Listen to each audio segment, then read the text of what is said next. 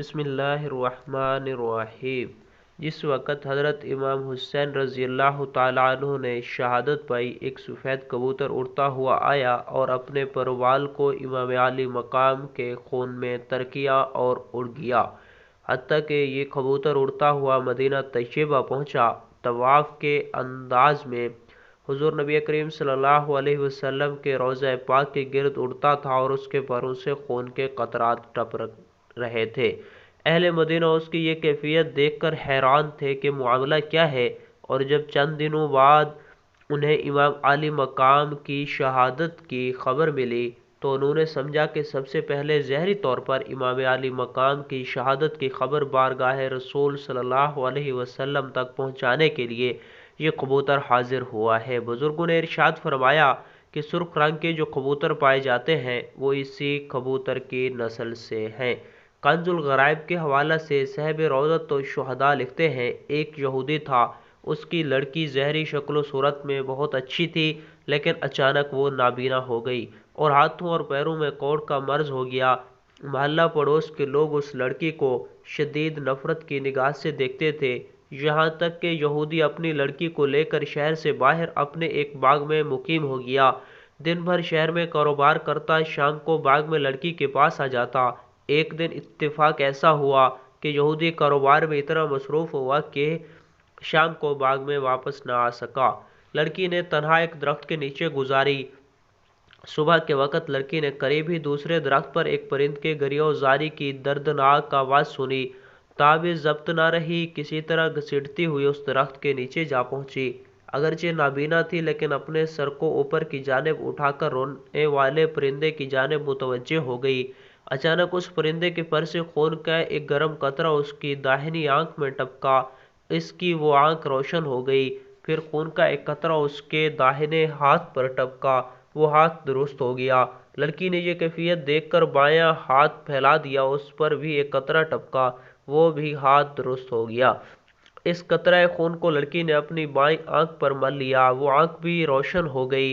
اس کے بعد لڑکی نے چند قطروں کو اپنے ہاتھ پر لے کر پورے بدن پر مل لیا، جس سے وہ پورے طور پر صحت یاب ہو گئی، گویا کوئی مرض تھا ہی نہیں۔ اب لڑکی اٹھی اور اپنے باپ کی تلاش میں باغ کے گرد گھومنے لگی۔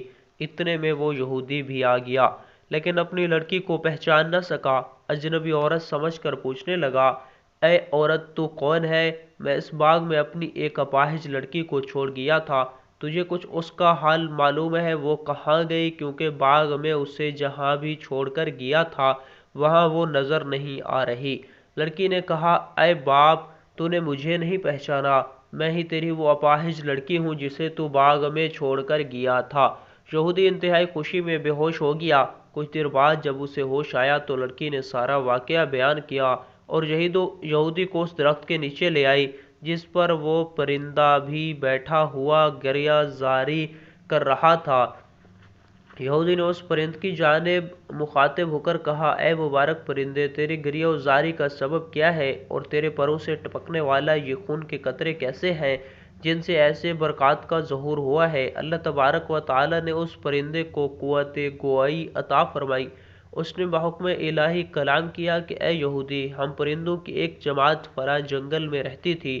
ہمارا معمول تھا کہ صبح اپنے گھونسلوں سے اڑ کر اطراف و جانب میں چلے جاتے اور دانہ پانی حاصل کرنے کے بعد دوپہر تک اپنے گھونسلوں میں واپس آ جاتے اور جس نے جو کچھ کھایا پیا ہوتا آپس میں ایک دوسرے کو خبر دیتے۔ اچانک ایک دن ہم نے ایک ندا سنی کہ نواسہ رسول امام عالی مقام حضرت حسین رضی اللہ تعالیٰ عنہ نے تپتی ہوئی دوپہر میں کربلا کی سرزمین پر شہادت کا جام نوش کیا ہے، اور اے پرندو، تم درختوں کے سائے میں بیٹھ کر آرام کر رہے ہو۔ یہ ندا سن کر ہم تمام پرندے کربلا کی سرزمین کی جانب روانہ ہو گئے۔ جس وقت ہم وہاں پہنچے تو دیکھا کہ جگر گوشہ رسول حضرت امام عالی مقام حضرت حسین رضی اللہ تعالیٰ عنہ شہید ہو چکے ہیں اور ان کے جسم شریف سے ابھی تک تازہ خون جاری ہے۔ یہ کیفیت دیکھ کر تمام پرندے گریہ زاری میں مشغول ہو گئے۔ مجھ میں وہ تعبیر ضبط نہ رہی، میں نے اپنے آپ کو آپ کے خون والے شریف میں گرا دیا، اپنے چہرے اور بالوں پر کو آپ کے مبارک خون میں تر کیا اور وہاں سے اڑ کر میں یہاں آ گیا۔ یہ اسی خون شریف کے پاکیزہ قطرات ہیں جو میرے پروں سے ٹپک رہے ہیں، اور اس خون شریف کے مبارک قطرات جہاں بھی ٹپکتے ہیں وہاں خیر و برکت کا ظہور ہوتا ہے۔ پرندے کی زبان سے یہ گفتگو سن کر یہودی نے کہا، اگر امام حسین رضی اللہ تعالیٰ عنہ کے نانا جناب محمد عربی صلی اللہ علیہ وسلم حق پر نہ ہوتے تو ان کے نواسے امام حسین کے خون پاک کے قطروں سے ایسی خیرات و برکات کا ظہور نہ ہوتا اور میری اپاہج لڑکی کو شفا نہ ملتی۔ چنانچہ یہودی اپنے پورے گھر کے ساتھ مشرف با اسلام ہو گیا، اور جب کبھی بھی کوئی اس کے اسلام لانے کی وجہ پوچھتا تو اس واقعہ کو بہت تفصیل سے بیان کرتا تھا۔